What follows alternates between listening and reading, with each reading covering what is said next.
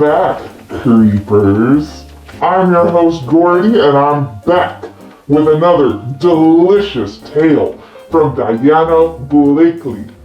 We are all what we consume, and what we consume will either enrich us or ruin us. But enough about the story. Do I look okay? I mean, I haven't seen my girlfriend Edwina for some time, and we've got a date tonight. I want to be smashing. Well, I've got to finish getting ready. I present you Date Night. Enjoy. Date night. Jaimie was certain she was going the right direction. Kyle told her the address wouldn't come up on her GPS, and he'd been correct. As far as Google was concerned, the place didn't exist. Had this been their first date, there was no way she would have trusted him, but she'd known Kyle for over a year, met at a party through mutual friends, and they'd been dating for the last several months. Her trust, however, was waning as she drove further into the middle of nowhere down a narrow road that wouldn't even allow her the courtesy of providing a yellow divide line or streetlights. The sharp turns kept her at a slow 20 miles per hour because she was terrified that another car might come whizzing toward her and she wouldn't see it until it was too late, and bam, no more Jaimie Peters. A granite outcropping the size of a shed with a painting of a giant Japanese rooster seemed to jump in front of her as she rounded the next bend. Kyle hadn't exaggerated the painting. Had it not been so large, she would have sworn she was looking at a live bird. Its black and white tail feathers cascading like Rapunzel's well-known locks, the coxcomb red and fleshy cresting the top, disappearing into the tree branches, its yellow eye appearing wet and alive, boring into hers. It was beautiful and intimidating all at once, its chest puffed out as if daring her to continue forward. She dared, turning left just past the boulder, and continued down the gravel road. After a mile, she almost passed the driveway on the right, marked by a painting of a long white feather on a tree trunk, presumably one of the feathers from the rooster marking the side street. She was surprised that roadways could become even narrower and still be legal. She now understood why the address probably didn't come up when she'd done a search. There were neither street signs nor signs that indicated a restaurant existed. Kyle told her that they were going to an exclusive restaurant that required you be invited by someone who had dined there before. They didn't advertise, so there were no Yelp reviews, no mentions on Instagram or Facebook. King's Place. That's all she had to go on. He claimed it was a dining experience like no other, and he wouldn't have invited her if he thought she wouldn't enjoy it. That she had how had he put it? The right personality and mindset for such an experience. As she bumped along a dirt road hardly wider than a hiking trail, marked only by twin ruts, her stomach tightened. Would someone with the right mindset feel this anxious? She wanted to go home, but curiosity spurred her onward. Maybe it wasn't a restaurant after all. Maybe he had a cabin out here and was planning a romantic, quiet evening where he would cook for her, or at the very least have food from some French or Indian restaurant dished up and ready when she arrived. That would be romantic, and he certainly struck her as the romantic type. Last week, he'd delivered 3 dozen red roses to her office with a sappy poem written on the card. She couldn't remember all the words, something about how her eyes sparkled like diamonds and her smile filled his heart with the sun, moon, and stars. Although she hadn't started telling him she loved him, he had started telling her after the 3rd date. Normally, this would have scared her off, having gone through her share of crappy relationships, but for some reason, it didn't. Kyle came on strong, but he seemed sincere, allowed her to have her space, didn't act suspicious, and made her feel important and validated. He didn't sulk if she didn't like an idea he'd suggest about something they could do together, didn't pressure her to say she loved him before she was ready. He allowed her to be herself, appreciated who she truly was, and genuinely wanted to know her opinion on everything, taking her thoughts into consideration when they went against his own. It was this validation, this desire to please her, that made her want to please him. So when he invited her to this exotic and exclusive restaurant, even though she had some reservations, she'd agreed, because he would have agreed, if she'd been the one to suggest it. She didn't want to admit to herself that she loved him, wasn't ready to lose herself to him, and certainly wasn't ready to be vulnerable by saying the words. But the thought of him potentially proposing to her crossed her mind. All the secrecy, the restaurant that didn't appear to exist, the drive to such an out-of-the-way place where they could truly be alone together seemed like the perfect setup for someone trying to create a lasting memory, a story they could tell their children years from now. Part of her also thought that she was being stupid driving into this desolate rural area where she didn't get cell service, where no one could hear her scream. Her instructions were to turn off her headlights after half a mile. When her trip meter showed 0.5, she stopped, her high beams illuminating the plume of dust billowing around her car and the insects dipping and twirling in front of her. She rolled down her window and could hear tree frogs and crickets chirruping their night song. A loon sang in the distance, a lonely, haunted cry. The canopy of branches blocked the sky like a blanket, only the lowest branches glowing brown.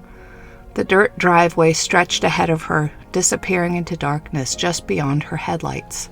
The path behind looked bathed in blood from the red glow of her taillights. The aroma of grilled meat wafted on the breeze, along with the sharp smell of garlic, rosemary, and other herbs she couldn't quickly identify. Her mouth watered. Something was cooking up ahead anyway. Whether a restaurant or Kyle putting the final touches to his surprise, she didn't know, but she shut off her headlights as instructed, no longer doubting or unwilling to cooperate, and was stunned to see the path lit on either side with some sort of phosphorescence. Dots of blue light twinkled along the edges like stars to either side of a black ribbon that no longer twisted along, but went straight ahead. After 500 feet or so, the darkness spread out before her, the perimeter marked by a handful of warm lights that put out just enough brightness for her to see that hers was not the only car in what appeared to be a parking lot. The fantasy of a private dinner in a personal cabin drifted away with the dust from the road. She parked between an Audi sports car and a Cadillac SUV. She didn't know cars well enough to know what the specific year and model of the cars were, but she knew well enough to know that these were not cheap cars. Her 10-year-old Honda CR-V seemed like a poor person's car in comparison. Despite the lack of cell reception, her phone was still good for at least one thing. She used it as a flashlight to help her navigate her way through the lot to a flagstone-covered path edged in night jasmine, recognizable emblems of Mercedes, BMW, and Porsche winking at her. The fragrance of the flowers mixing with the smell of grilled meat was intoxicating. Not far up the path, the sound of voices mingled with the night song of the fauna. Because they all spoke in whispers, she couldn't pick out what they were saying until a woman chuckled quietly, and a man sputtered in a suppressed guffaw. "You almost made me spit out my drink," he hissed, mirth coloring his words. "Sorry, Roger, but it's true. Fear taints the meat. It's better this way, more humane. But I do wonder what an orgasm would do." "Stop," he said, stifling more laughter. Jaimie smiled without realizing it. Now that she was closer to the party, she could pick out the spicy scent of whiskey, a delightful undertone to the aroma of meat. She shone her light around, trying to find Kyle. "Turn it off," a voice hissed to her right. She almost screamed as she jerked around. "Oh shit, I didn't mean to scare you," Kyle smirked at her, the light from her phone casting shadows from under his jaw, making him look like a ghoul, reminding her of the way she and her friends would hold a flashlight under their chins when they were kids gathered around a campfire to tell spooky stories. She smacked him playfully on the shoulder. "I bet you did," she said, now grinning like a kid on Christmas. She turned off her light.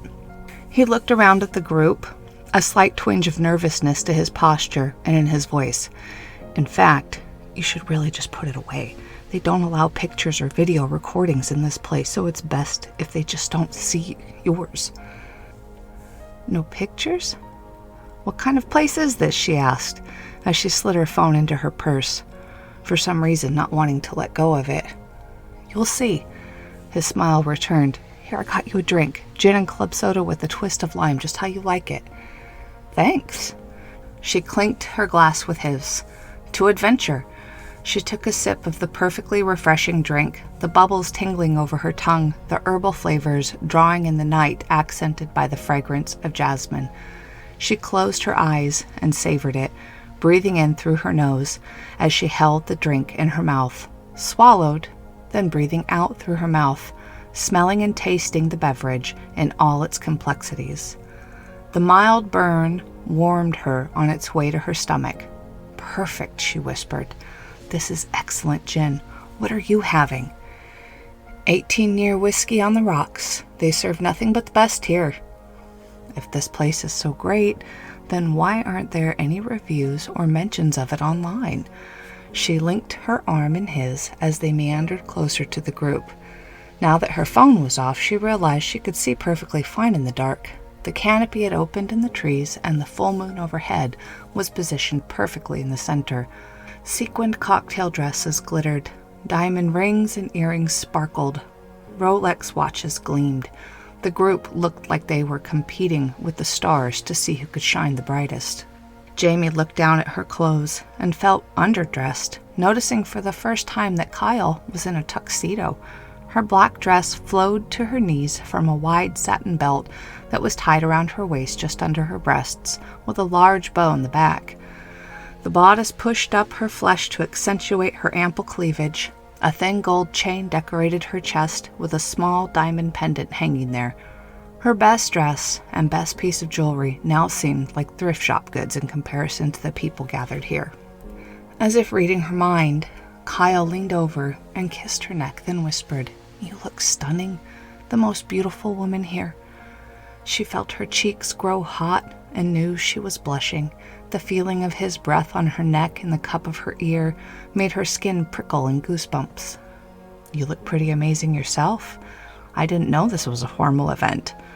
"It's not," he said, "but everyone always dresses their best when they come here." "I appreciate you telling me to wear my best dress then." She looked around at the sparkling group. "Do you know these people then? Is this like a club?" "I don't know them, and it's not really a club, not exactly. You do have to be invited, like I told you before. They don't want people coming here alone. I'm not exactly sure why, but I would guess it has something to do with the experience. Don't worry, they'll go over all the rules when it's time." "Rules?" She looked around and realized that although they were a decent-sized group, about 20 people or so, no couple stood close to the other couples. From where she and Kyle stood, Jaimie couldn't make out the features of anyone else around them. The moon was bright enough to light the ground, but not bright enough for her to identify anyone. Each pair talked amongst themselves, but not to other couples. She also noticed that each pair stood on a red star. The stars all about 10 feet apart from one another. She looked down and saw that Kyle had led them to their own star. She sipped her gin and soda, again amazed at how incredible it tasted. There were servers holding trays walking among them, taking drinks, giving drinks. One approached them. When the server was close enough to be able to see their face in the dark, she looked down at their feet. Jaimie saw that she wore a mask that made her face look like a ceramic doll. At the sight of the mask, Jaimie's stomach clenched, and she took half a step back. The servant held up the tray. Another gin and soda bubbled in the moonlight next to another whiskey on the rocks. Kyle set his empty glass on the tray and took the new one. She did the same. How did they know? They didn't even ask. Each couple is assigned their own server for the night. It's their job to make sure we have everything we want before we ask for it. You get used to it. He put his arm around her shoulders and pulled her close. "I can't wait for you to see the inside. It's almost time." As if on cue, a man dressed in a white tuxedo stepped from between the trees. He was wearing a samurai warrior mask, the yelling mouth and glaring eye holes opening to darkness. "Ladies and gentlemen," he boomed. The whispering ceased, and everyone turned their attention to him, leaning forward, bodies betraying their eagerness for whatever awaited.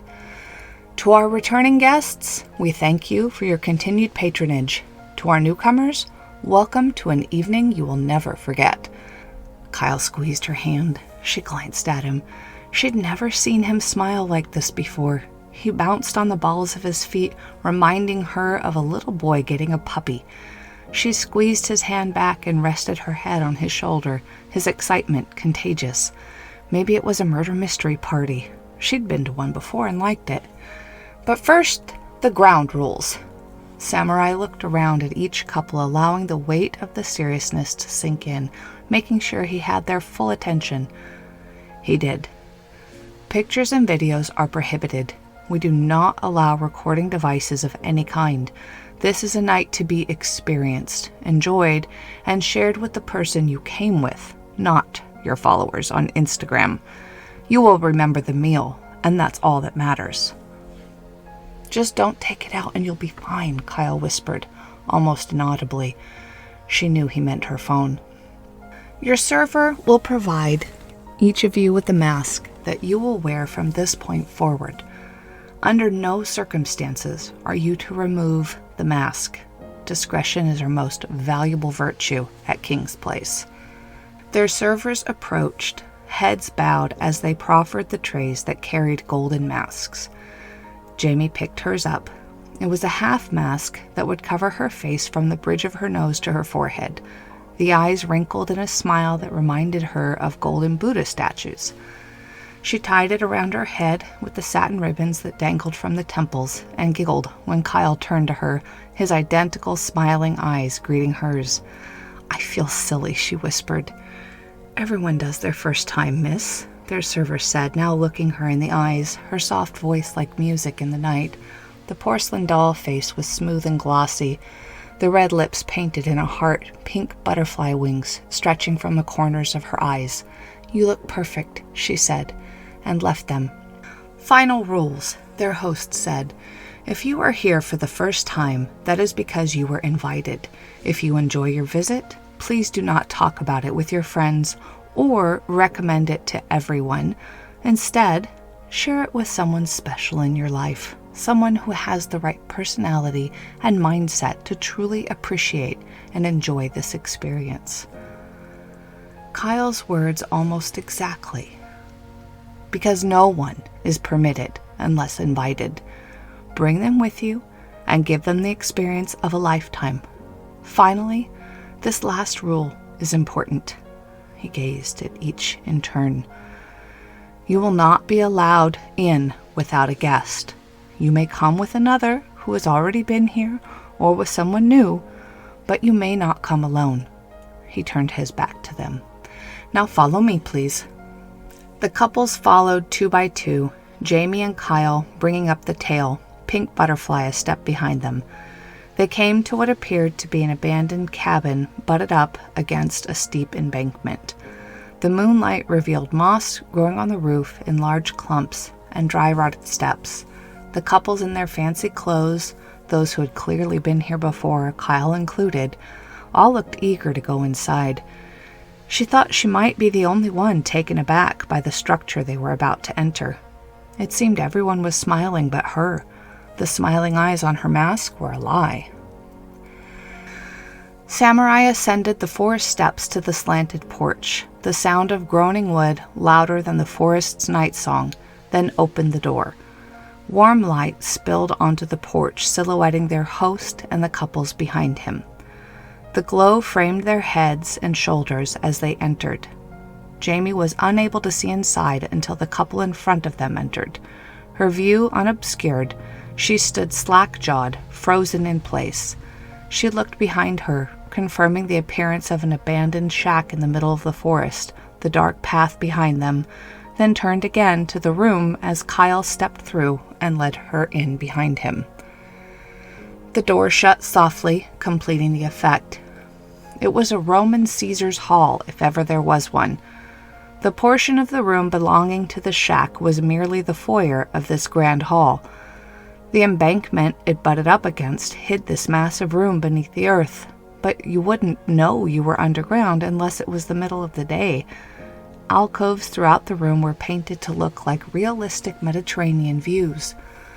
To the west, blue skies, pink flowers, the ocean dotted with sailboats in the distance.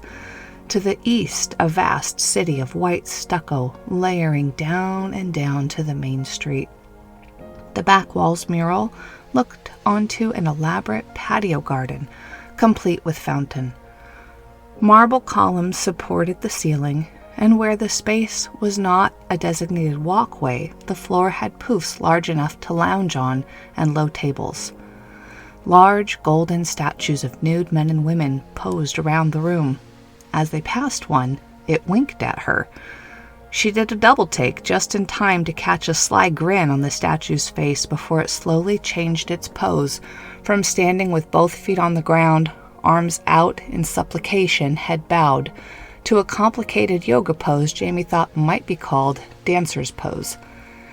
The human statue stood on one foot, hinged at the hips, one arm outstretched in front of her, the other reaching back to grab the ankle of her raised foot, giving her body the look of a strung bow.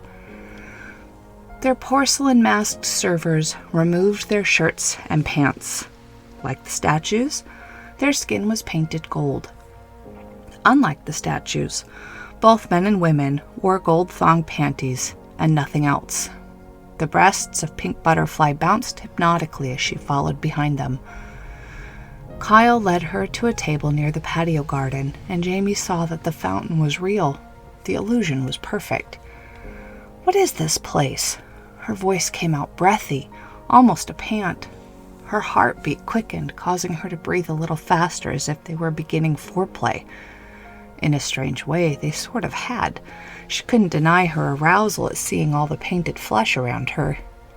"Isn't it amazing?" Kyle said, smiling like a kid again. "I love seeing your face. I've only been here once before, but I'm no longer in contact with the man who invited me, and I haven't met anyone I thought would appreciate it before you. I'm so glad you're here."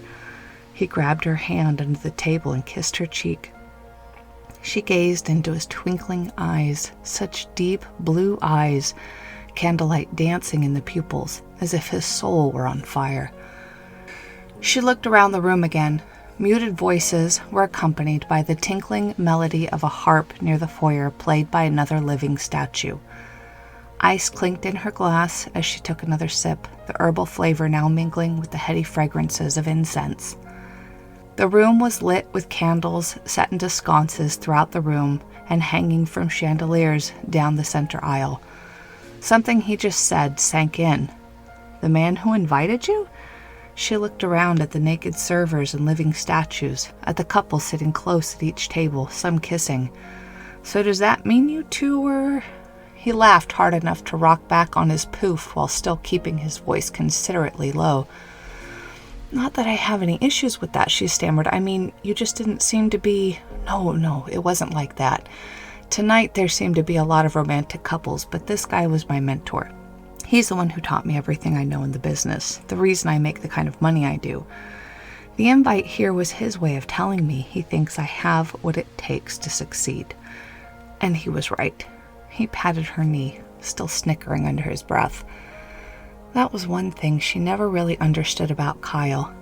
What he did for money was still a mystery to her despite his many attempts to explain it. It wasn't that he was keeping secrets, it was just over her head. She relaxed. "Well, now I'm even more flattered knowing that I'm your first invite."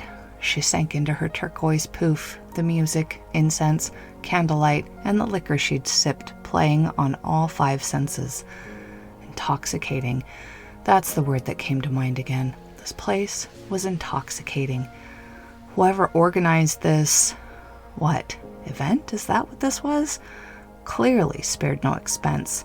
She could easily see herself as a Roman courtier awaiting the presence of their emperor. Honestly, there's no one else in the world I'd rather be here with. His eyes were for her only. She couldn't keep hers from wandering over the naked flesh paraded around the room, but he only glanced up now and again, seemingly in anticipation. "What are you looking for?" She looked toward the front of the hall in the direction of his frequent glances and noticed a darkened archway near the foyer that looked like it led into another room into the side of the embankment they were against. "Any minute now," he said, squeezing her hand. "You'll see. I don't want to ruin it." At least half the other members of this small gathering were also looking toward the archway with the same eagerness, bodies erect, large goofy grins pushing their cheeks into their masks. A few of the guests seemed as mystified as she felt, despite the golden masks covering half their features, because they looked around the room, timid smiles on their lips, so she assumed they were also first-timers. All at once, the room fell silent. No one spoke or even seemed to breathe. The living statue stopped playing her harp. From the archway, a heavily muscled man strutted out, oiled skin gleaming in the candlelight. He wore neither a thong nor a mask. He beamed at them with large white teeth that almost seemed to glow from his tanned face. All the repeat visitors began to applaud, and soon the newcomers followed suit.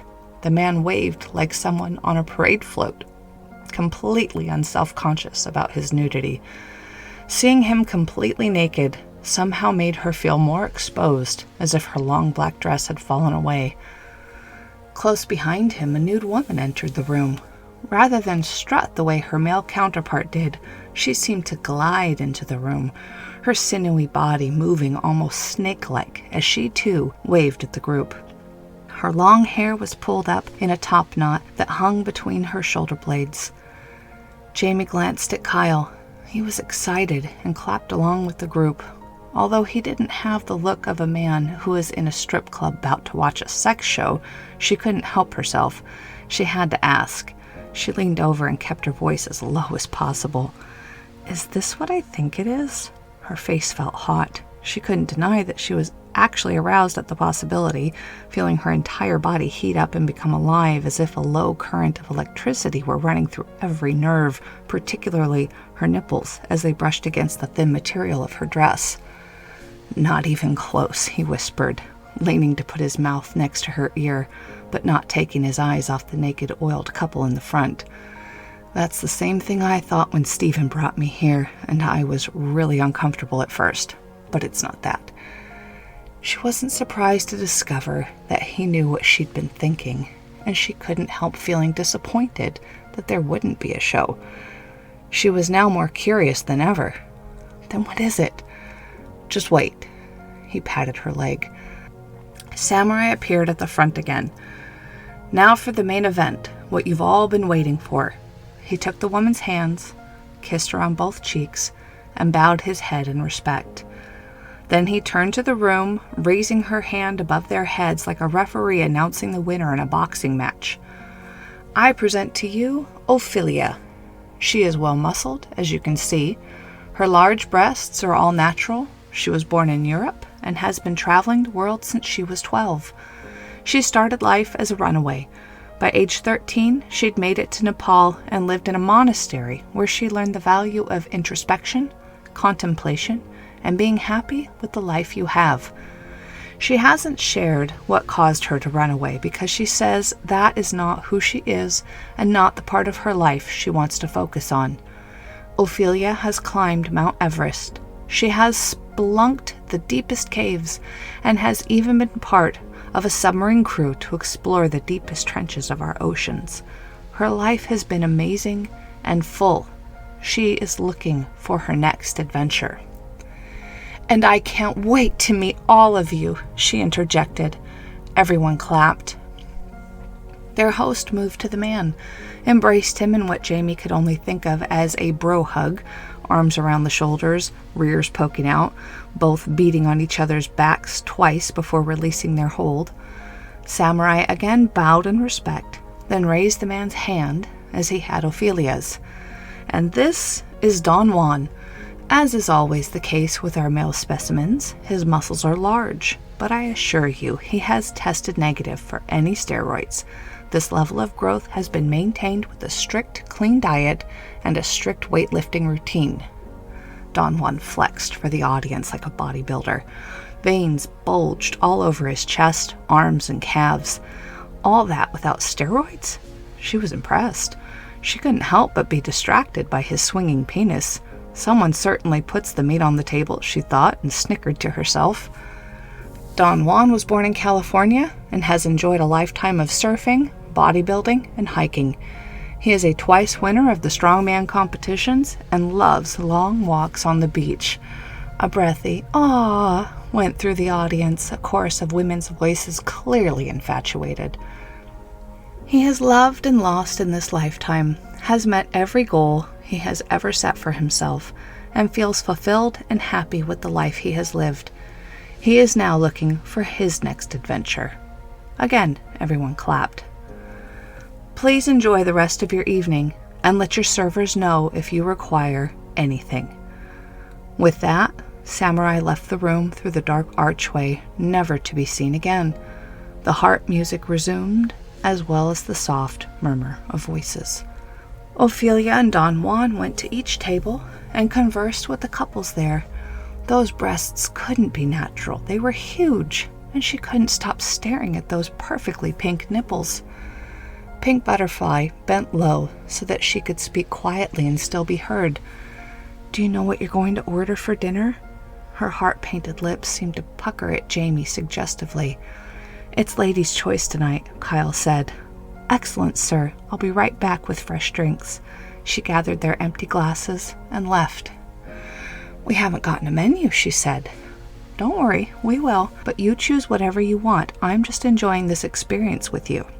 He ran his fingertips up her arm, his feather touch sending chills through her body. She resisted an urge to grab him and kiss him deeply, her modesty getting the best of her. It wasn't that she was against public displays of affection, but sex in public was not something she was comfortable doing. Watching it, though, that was another thing entirely. She still wasn't sure what the point of the two naked people was.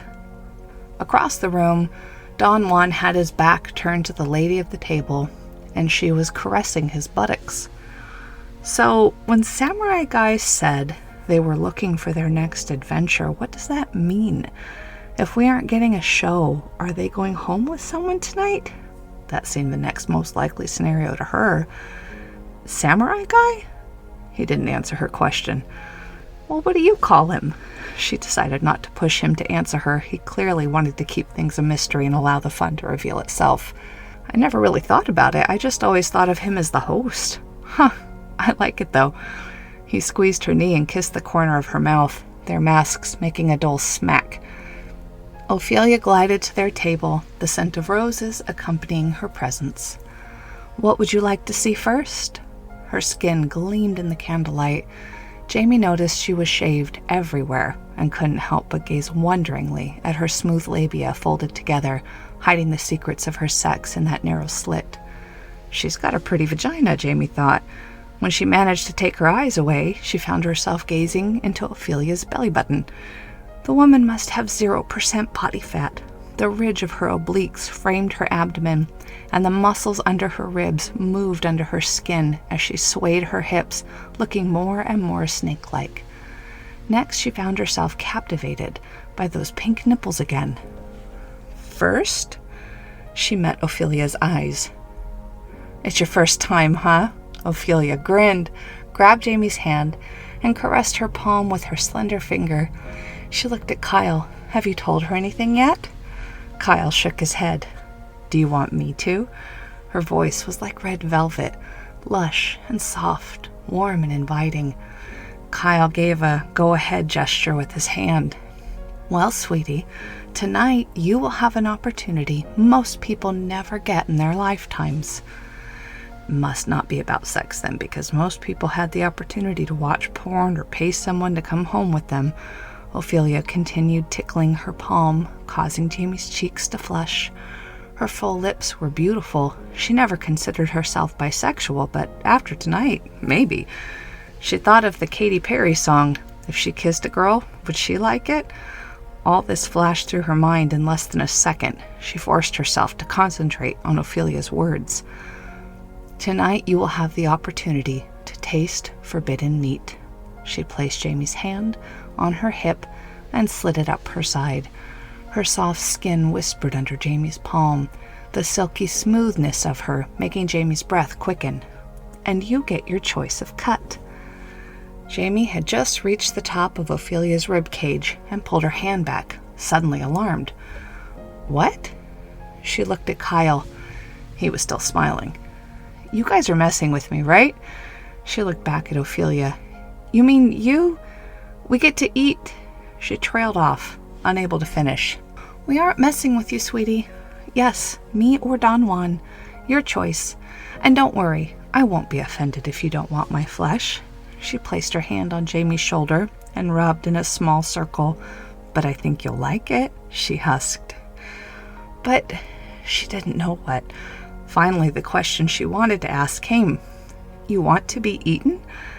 The horror she felt at the idea of eating human meat was overshadowed by a morbid curiosity. Of course. I get the opportunity to die while providing you lovely people with the experience of a lifetime. I get to drink the finest wine and eat the finest food before I go, all to season my meat better for you. My muscles are firm yet tender, and the best chefs are brought here to prepare the meat perfectly. So, Ophelia turned her body to the side. Will you be having rump roast? She gave her butt a light smack. Or would you prefer leg?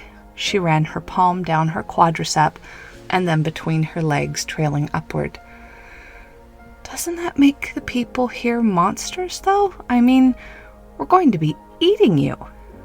She looked at Kyle, who was now lounging, watching her, his smile now amused.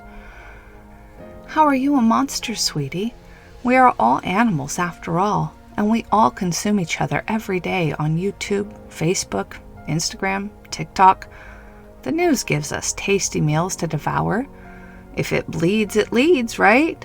And who doesn't love a good Jerry Springer fight? We consume meat daily, unless you're vegan.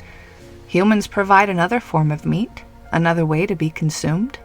I've been consumed all my life. People have followed and shared my progress and successes, finding inspiration in my story, my struggle. We consume without even realizing we're doing it. So how is this different? Don Juan was at the next table over. She could hear the bass of his voice, but not the words he spoke. No one else seemed at all horrified by what was taking place. Instead, they all appeared relaxed and just as excited as when they came in. She noticed one person at the far end looking around the room the way she was doing and thought maybe there was one other that was hesitant. She looked at Kyle. Isn't it grotesque that they want to be eaten? I don't get it. Ophelia answered, Would you rather eat a person who doesn't want to be eaten? That seems worse to me. Then that would make you a monster. I want to be eaten. I want this experience, and I want to give you this experience. Allow me or Don Juan to give you a taste of the forbidden, and allow us to die in the most amazing way imaginable. I promise you I won't suffer. She placed her hands on her hips. So what will you have? She looked at Kyle, then back at Ophelia. I think I need a minute to, think. Take your time, sweetie. And if there's any part of me you think you'd enjoy, I'm happy to give of my body for you. Like a goddess, Jaimie breathed as Ophelia glided away. She turned to Kyle and was surprised at his total lack of concern.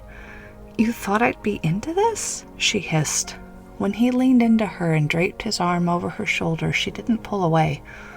Of course. You're smart, open-minded, and always looking for new experiences. You're the one who introduced me to jellyfish salad.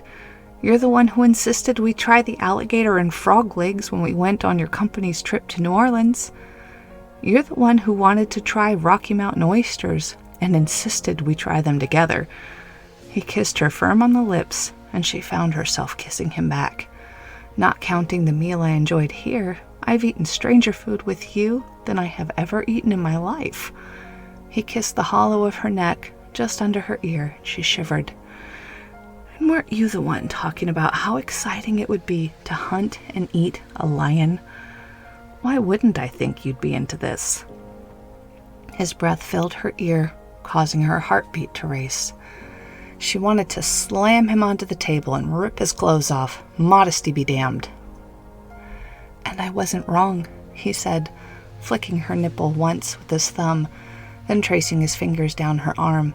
The incense and the gin made her head swim. No, he wasn't wrong. She had only needed a minute to think. They were all animals, after all. Birds ate other birds. Rodents ate other rodents.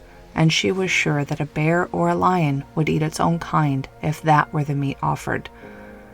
Cows went crazy when fed other cow meat, but cows were not carnivorous, nor were they omnivorous. Humans were omnivores. They were equipped with sharp teeth for tearing flesh. "I want to be eaten," she'd said. And how exciting would it be to know that you would die this way, that a room full of people would devour every part of you, that you would become one with all those in the room, that you would live forever in their bodies and in their collective memories. Now she understood the point of the masks. Though she shared this experience with the others in the room, she didn't like the idea of them knowing who she was, the secret they could share with someone else. She really liked Ophelia. Could she eat a person she admired? Someone who had comforted her in a moment of anxiety and confusion? She found that the idea really didn't bother her. Was it murder, if this was what the person wanted? She thought it was assisted suicide at worst, but it couldn't be considered murder. She thought about ortolans, a meal so forbidden that people who eat it wear veils to hide their faces from God during the act, or to savor the flavors and aromas, depending on which version you like best. The tiny songbirds live a life in total darkness, either locked in the dark or intentionally blinded, gorging themselves on grains and grapes, becoming fat, or as fat as the tiny birds can become. Once they are deemed ready, they are drowned in a vat of brandy, roasted, and then eaten whole, bones and all. She had read that the cruelty needed to create this meal caused it to be outlawed, but that didn't stop the very wealthy from finding ways to enjoy it. It was a meal she'd always wanted to try. This was better. Ophelia and Don Juan would drink the best wine and eat the richest food, which reminded her, I smelled roasting meat on the way in, but that can't be what they're serving us, right? She licked her lips and rubbed her hands together, unaware that she was doing it. The smell was amazing. No, it's not what we'll be eating. What they're cooking now is meat left over from last month. It's thawed and marinated, then roasted to Ophelia and Don Juan's specifications, since it will be their last meal. We don't get to enjoy a marinade because of the time it would take, but trust me, you won't be disappointed. The volume of voices had gotten a little louder as the guests drank more and had begun to place their orders. She heard more laughter than before as everyone relaxed. So how does it work? It's like she said. You tell them what you want, and they tell the server. Our server will then review the order with us and make sure everything is prepared as we would like it. Just like that? Just like that, he said, emphasizing each word with a kiss. What if more than one person wants the same piece? I asked the same question my first time, he chuckled. My understanding is that it rarely happens. If it does, then the two people who want the same part must decide if they are willing to share it or if someone is willing to eat another part. You're thinking about the penis, aren't you? He's only got one, she said, and although it's not small, it's not really enough to share and be satisfied. She found Don Juan and surveyed his flesh, then glanced at Ophelia. Which one? Would it surprise you that most people don't ask for that? I mean, I know you like Rocky Mountain oysters, but is that what you'd order here? She thought about it. No, she said, you're right. Don Juan joined them. Good evening. Do you two have an idea of what you'd like to see? Perhaps you'd like to, he dropped a wink to Jaimie, sample the menu. She chuckled and flushed, remembering something earlier while they were still outside, the woman's strange comment about an orgasm flavoring the meat. Now she got the joke. Ladies' choice tonight, Kyle said. It's my first time, she blurted out, not really understanding why she'd felt the urge to say this and feeling suddenly embarrassed. To her relief, Kyle and Don Juan both laughed, but not in a mean way. A virgin, huh? I always enjoy being a ladies' first. He took her hand and kissed it. She found herself drawn to his hands, so large and muscular. She never really thought about it before, but hands were nothing but lean muscle and thin skin. She spread his fingers out and squeezed the flesh at the base of his thumb. She bet it would be crispy and delicious if barbecued with just a bit of salt and olive oil. She didn't think much else would be needed, and the meat would be so fresh. "I know what I want," she said. "Has anyone asked for your hand yet?" "My dear," he said, "I'm flattered, but we hardly know each other." His cheesy jokes put her more at ease, making this entire evening a little less strange. Here was someone who knew what he wanted, what he was in for, and was not only okay with it, but was delighting in it, allowing the people to play with their food. She looked him in the eyes. "I want your hand, please." "Make that too," Kyle said. "I truly hope you enjoy them. And Ophelia, do you need me to send her back over?" "Actually, yes, please, but not for an order." "As you wish." Don Juan bowed low and left for his female counterpart. "What did you order your first time?" she asked. "Ribs from the woman. I thought hers would be more delicate like pork ribs, where the man that night was huge. I thought his might have more meat than what I wanted, like cow ribs." He sipped his whiskey. "That makes sense," she said, and chuckled. How strange to say that considering the situation, as if anything really makes sense tonight. Ophelia came back. "You wanted me?" She smiled coyly, the innuendo not lost on Jaimie. "I just wanted to say that you are the most beautiful and admirable woman I think I've ever met, and I'm honored that you are willing to share your body with us tonight." She took Ophelia's hand and kissed it the way Don Juan had done hers. "It's truly my pleasure," she said. "Was there a part of me you wanted to try?" "You know what? I think yes. I wasn't going to because what I ordered from him will be plenty to eat, but I would really love a comparison. Could I have just one of your thumbs? This part."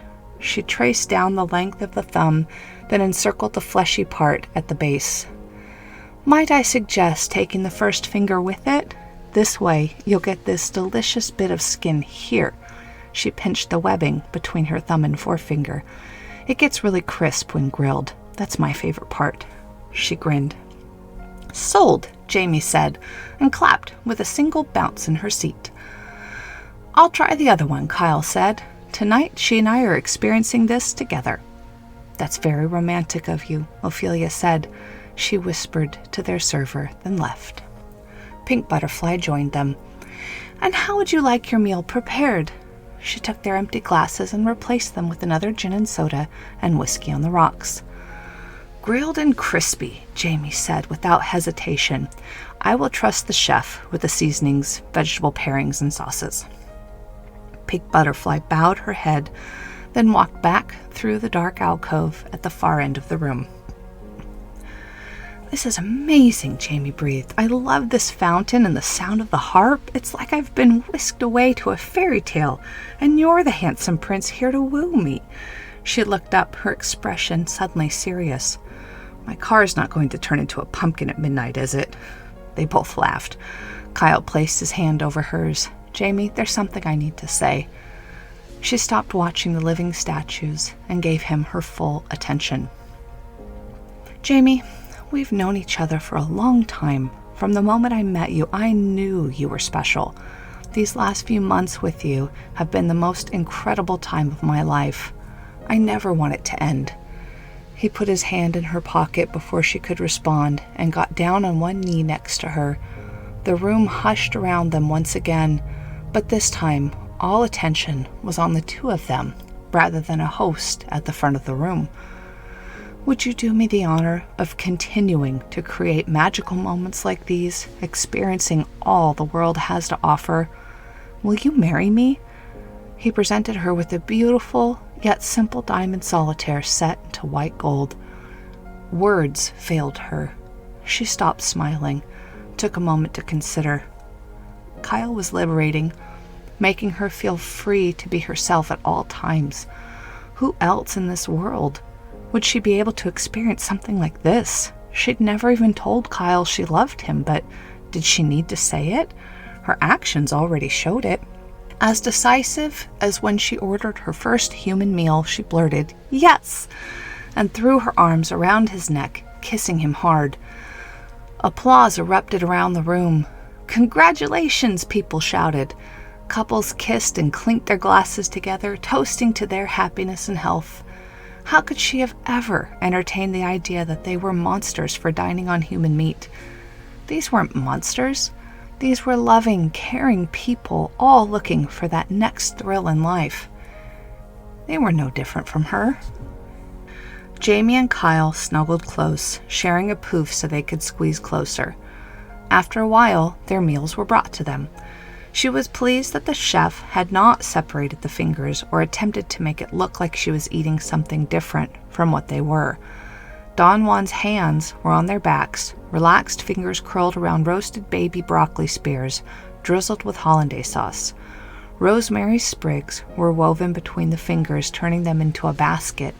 Skewers of mushroom, onion, and red peppers rested to the side, gripped by Ophelia's contribution to the plate. Carefully, Jaimie pulled the rosemary away and set it aside. Don Juan's thumb pulled away from the rest of his hand with a crackle of skin, oil trickling from the tender meat. Without hesitation, she bit into the meaty part and closed her eyes. Never had anything tasted as good as this. Her chin glistened with Don Juan's grease. She gnawed the crispy meat from the pad of his thumb, relishing the scrape of her teeth on the bone. She noticed that the nail had been removed and thought this a nice touch. "What did you think?" Kyle asked, after taking a sip of water to clear his palate. "Divine," she whispered. "Thank you for bringing me here." She tried Ophelia's thumb next and was surprised that her meat tasted slightly different than Don Juan's. Ophelia's was somehow sweeter, and not just from the honey drizzled over it. She couldn't quite place it, but she did wonder if it had to do with the difference in diet, body chemistry, or both. Either way, exquisite, she said. Kyle dabbed his lips with his napkins, then kissed her cheek. They finished their meal, both lost in their own thoughts. In fact, almost no one in the room spoke as they ate. The cuisine transcended words anyway. When they finished eating and the plates were cleared away, they were offered mint ice cream. Jaimie refused. She wanted to taste Don Juan until she was forced to brush her teeth this evening. Each couple took it upon themselves to leave once they were done. Kyle and Jaimie were among the last. They walked arm in arm back to the parking lot, only one other car remaining. He slipped off her mask, then his own, and kissed her deeply in the darkness. "I love you," she whispered, for some reason more nervous to speak these words than to order her first taste of human flesh or to say yes to his proposal. "I know," he said. "I love you too." She agreed to follow him back to his place. They held each other. She couldn't help but think how ordinary the rest of her life would be in comparison to this night. Nothing on the news would ever seem important again. No workplace drama could ever make her excited. No outfit or new electronic gadget could ever make her feel this way. How was she going to live now? She promised herself that this would not be the end, that with Kyle by her side, everything was possible. Life would be as exciting as they made it. They would choose their own adventures. She breathed into his neck, could feel him becoming aroused as he pressed into her hip. She reached down and grabbed him. "I know what I want for dessert," she said. "Tonight," she squeezed him gently. "I want to be eaten." She flicked his ear with her tongue. He looked into her eyes, grinning, and said, "Oh, you monster." Tasty. I think for my dessert tonight, I'll try pumpkin pie. Until next time, keep it real, my friends.